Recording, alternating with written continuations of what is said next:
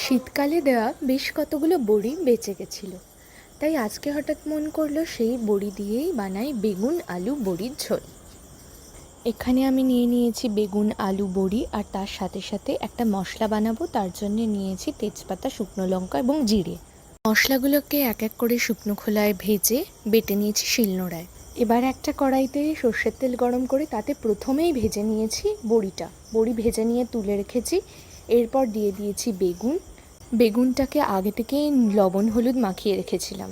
এক এক করে দিয়ে দিচ্ছি লবণ, হলুদ এবং কিছুটা জিরে পাউডার।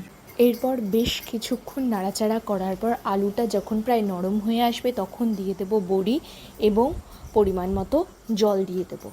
স্বাদ মতো লবণ দিয়ে বেশ কিছুক্ষণ ফোটানোর পর বেগুনটা দিয়ে দিতে হবে।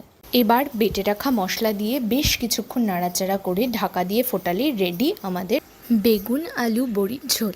খুব কম মশলায় তৈরি হওয়া অত্যন্ত সুস্বাদু একটা রেসিপি। আপনারা সবাই ট্রাই করবেন এবং জানাবেন কেমন লাগলো।